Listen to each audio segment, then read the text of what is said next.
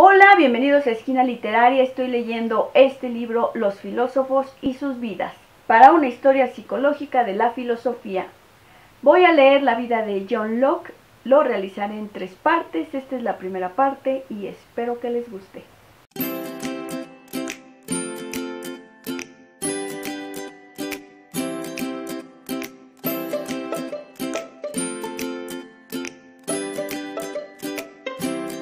John Locke, nacido en 1632, tuvo la suerte de conservar a sus 2 progenitores hasta la edad adulta, pues su madre murió cuando él tenía 22 años y su padre cuando tenía 27. Hay noticias de que su madre era extraordinariamente hermosa, aunque reticente respecto a ella. Nos dice que era una mujer muy piadosa, una madre afectuosa.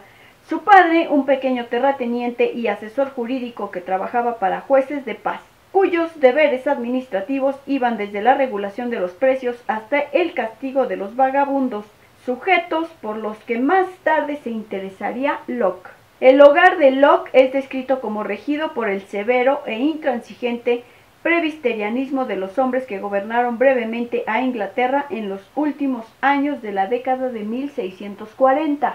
Correspondientemente se dice que el padre de Locke era riguroso, inflexible y taciturno. Locke mismo testifica que al principio era distante y severo, pero el Locke maduro nunca lo mencionó sino con respeto y afecto. Este respeto y afecto son evidentes en la correspondencia de Locke, desde las acaso solo convencionales salutación, queridísimo y siempre amantísimo padre, y despedida, tu hijo obedientísimo, hasta el sincero ruego a su padre de que no se arriesgase tomando partido en las luchas políticas. Durante la última enfermedad de su padre, Locke le suplica que no ponga en peligro el único consuelo que les queda a sus hijos preocupándose demasiado por ellos. Un padre es más que todos los demás parientes, dice, y concluye que la mayor satisfacción del mundo que puede imaginar es la esperanza de poderle devolver a su padre todos sus cuidados y su indulgencia. Cuando Locke tenía 10 años, su padre participó en una batalla, una derrota contra los realistas. Fue capitán en el ejército parlamentario en tiempos de la Guerra Civil de Inglaterra y por ello víctima privada de las calamidades públicas, lo cual fue probablemente la causa determinante de los daños que sufrió su fortuna. Pero la guerra le supuso a la familia al menos una ventaja, pues el anterior comandante de su padre recomendó a Locke, de 15 años por entonces, a la escuela de Westminster, que tenía fama de ser el mejor de todos los internados. Allí Locke fue ganado para la causa realista. Cuando Locke tenía 20 años ingresó en Oxford, que acababa de ser purgado de sus muchos realistas. Parece haber alcanzado una buena reputación como estudiante, pero le desagradaban los términos oscuros y las cuestiones inútiles de la filosofía escolástica dominante y sentía repulsión por las disputas públicas que, en su opinión, perseguían más la misma discusión y la ostentación que la verdad. Con el paso del tiempo fue sintiéndose cada vez más desanimado e inseguro de que realmente sirviera para la carrera académica. Le escribió a su padre que la humanidad no era merecedora de su confianza, que no podía fiarse de ningún ser humano y que lamentaba que en todas partes se confundiera la pasión con la razón. Cerca ya de los 30 años empezó a filosofar y, siguiendo la moda filosófica de la época, redactó detalladas clasificaciones de todo el conocimiento humano, como si estuviera trazado el mapa del universo del pensamiento antes de intentar encontrar su sitio en él. Quedó como rasgo típico suyo la redacción de ordenados planes generales que, en los casos en que fueron llevados a cabo, lo fueron de modo prolijo y desordenado. En respuesta a un panfleto en el que se argumentaba que el ceremonial religioso era moralmente indiferente, Locke escribió una respuesta que no publicó, sosteniendo lo contrario. En su prefacio ataca la tiranía y la anarquía como los azotes gemelos de la humanidad y pone sus esperanzas en que la milagrosa restauración asegurará la obediencia, seguridad y felicidad de la gente. Pues para mí, sigue diciendo, no hay hombre que pueda tener mayor respeto y veneración por la autoridad que yo mismo. Apenas me percibí a mí mismo en el mundo, me encontré en una tormenta que ha durado casi hasta ahora mismo, y por ello no puedo sino recibir las propuestas de calma con la mayor alegría y satisfacción. No tarda, sin embargo, en matizar Locke diciendo: aparte de mi sumisión a la autoridad, no menor es mi amor a la libertad, sin la cual un hombre gozará de menos felicidad que una bestia. Llega entonces a un pero crucial, que expresa su antagonismo a una libertad que consienta la controversia y las persecuciones, así como su temor a que si las cosas indiferentes no se limitan, terminará la paz social. La respuesta de Locke se inclina abiertamente por el autoritarismo, refleja la auténtica tensión lockeana entre los polos extremos de la autoridad y la libertad.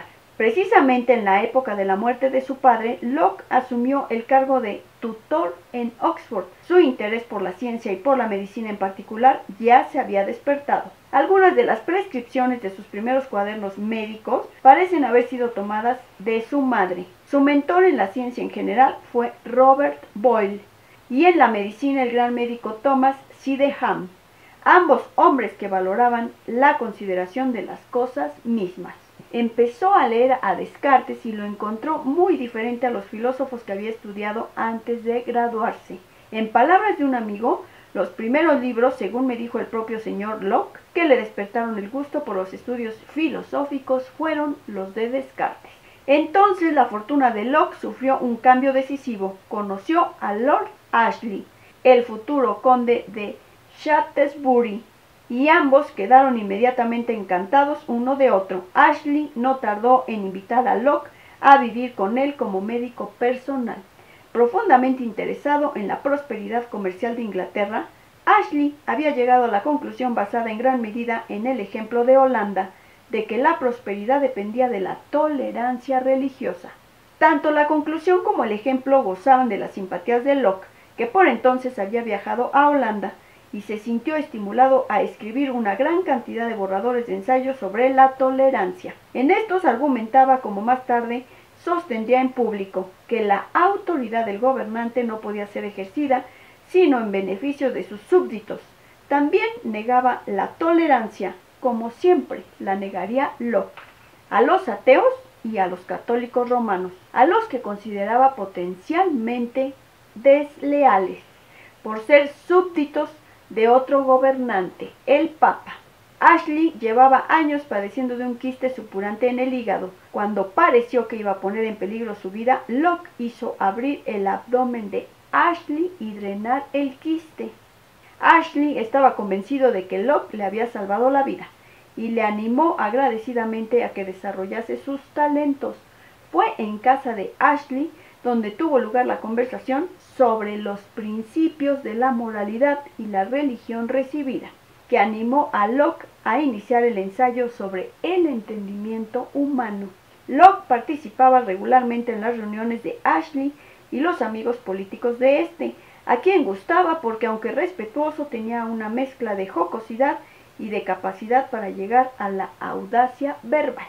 Ashley, ahora Lord Shaftesbury, confió a Locke sus más secretas negociaciones y recurrió a la ayuda de su pluma. Cuando Shaftesbury fue encarcelado bajo la acusación de alta traición, Locke, por aquel entonces en Oxford, fue vigilado por un espía, quien informó que John Locke vive aquí una vida incomprensible que denota una gran astucia. Shaftesbury huyó a Holanda, donde murió al poco tiempo. Para Locke representaba un ideal. Un amigo recordaba que Locke elogiaba a Shaftesbury como el más consumado hombre de Estado de Inglaterra, si no fuera por la época en que le tocó vivir. La grandeza de cuyo pensamiento, sensatez de juicio y agudeza de penetración ha podido dar la impresión, en algunos extraordinarios ejemplos, de su sagacidad, de ser más que humana. Todo en él era natural y respiraba un noble aire de libertad, que expresaba un carácter espiritual que abominaba de la esclavitud, no porque no pudiera ser el Señor, sino porque no podía consentirle tal indignidad a la naturaleza humana, escribió Locke. Espero que les esté gustando la lectura de este libro, Los filósofos y sus vidas. Estoy leyendo la vida de John Locke. Si te gustó la lectura, dale like, compártela, déjame tus comentarios. Muchas gracias por escucharme y nos vemos en la segunda parte de la lectura de esta historia.